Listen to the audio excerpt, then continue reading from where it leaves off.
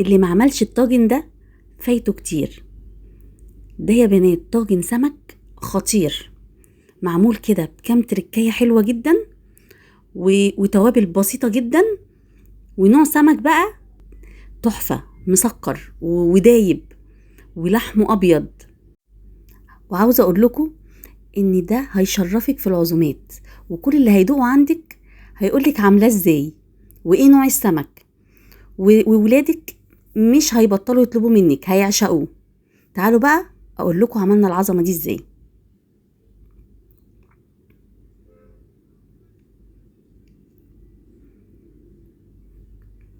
بصوا يا بنات، انا هنا جبت اول حاجه الوok بتاعي، ونزلت بثلاث 4 معالق زيت كده حلوين، ونزلت ببصلايه كبيره مبشوره، وانزل عليهم بشويه ملح، يعني نص معلقه صغيره ملح ونص معلقه صغيره كمون. بس كده يا بنات، هقعد اقلب فيه لغايه ما ياخد لون. انا مش عايزاه يحمر، انا يا دوبك يبقى لونه ذهبي كده بالشكل ده. هنزل بقى عليهم بلتر من الطماطم المعصوره ومتصفيه.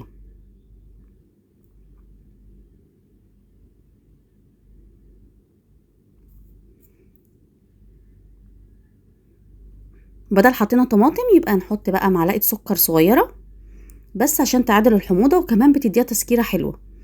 ونزلت بنص معلقه صغيره برضو من الملح، ونص معلقه صغيره من الكمون، ورشه من الفلفل الاسود. كده لو انت هتعمليه في حله، مش هتعمليه في صينيه او طاجن، ما تحطيش البهارات. انا حطيت رشه بهارات علشان خاطر هعمله في طاجن. البهارات المشكله دي بتديله ريحه حلوه جدا. بس كده، نسيب بقى الصلصه بتاعتنا لغايه ما تتسبك، بس ما تكونش تقيله قوي يا بنات عشان لسه هنحط في الطاجن. وتعالوا نشوف السمك بتاعنا. اول حاجه هنحضر التتبيله. انا هنا حطيت معلقتين كبار من الثوم، بس انا زودت توم يا بنات عشان انا كنت عامله كذا نوع سمك تاني.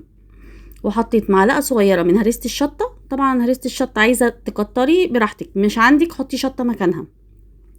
وحطيت عصير ليمونتين، وحطيت حوالي معلقتين او 3 خل.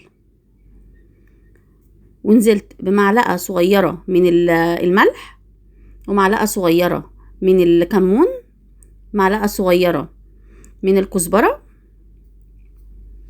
ورشه كده من الفلفل الاسود، وسنه بهارات، سنه صغيره قوي. بهارات مشكله يا بنات بتدي ريحه حلوه جدا. انا ما بحبش بصراحه، ما بفضلش في الطاجن احط بهارات السمك، انا بحبها كده زي بتاعت زمان. بس كده خلطتهم بقى كويس واسيبها على جنب، ونشوف بقى نوع السمك بتاعنا. بصوا بقى، ده سمك السمك البوري. يعني في ناس بتعملها بالبياض، وفي ناس بتعمله بالقراميط، انا ما بحبهاش خالص الصراحه. في ناس بتعمله برضو بالبولتي. انا بعشق البوري فيه. اول حاجه انا بشيل الراس، انا هقليها لاني عندي الولاد مش بيحبوها في الطاجن، فانا هشيل الراس اقليها وهاكلها انا لان هي فيها لحمه بس. وهقطع السمكيه على 3 اجزاء، ما تحاوليش تصغريها عن كده عشان ما تتهريش منك، البوري بيتهري بسرعه. اهو بالشكل ده كده. وهقطع التانية برضو. انا هنا عملت سمكتين حوالي كيلو. بص انا بقول لكم ان فيها لحمه مش هتتساب طبعا. بس وقطعت التانية بالشكل ده كده، وطبعا غسلينه كويس جدا. انا كده خلصت. طبعا عدد السمك ده زي ما انتي تحبي، تقدري تعمليه في صينيه لو ما عندكيش طاجن يكفي مثلا كميه اكبر. بس كده جبت بقى الطاجن وحيقت السمك بالشكل ده كده، وابتدي ارصه في الطاجن. انا يا بنات ما حطيتش ملح كتير في الصلصه عشان خاطر انا هحيق السمك. خلي بالكوا قوي من النقطه ديت، عشان لو ظبطتي حياء الصلصه هتيجي تحطي السمك طبعا في حياء برضو وملح، فهيتملح منك. فاحنا بنقلل شويه في الصلصه عشان احنا بنحيق السمك. وما بدلوش نص قليه. يعني في ناس كتير جدا بيقلوه الاول، بس بصراحه انا بشوفه تقيل، يعني كده طعمه حلو جدا وطعم السمك بيبقى باين في الطاجن. اعملوه بالطريقه دي هتعجبكم جدا، لكن تقلوه هيبقى تقيل قوي. وحيقت برضو روس السمك، هقليها طبعا مع السمك اللي انا هقليه. وده كده شكل الطاجن بتاعنا لما رصيت فيه السمك. بس كانت الصلصه بقى اتسبكت، انزل بالصلصه تكون سخنه يا بنات، علشان خاطر لو نزلتي بيها بارده على بال ما تسخن في الفرن هتزفر. لا، انزلي بالصلصه سخنه، والفرن تكوني مشغلاها من قبلها ب10 دقايق عشان تكون سخنه.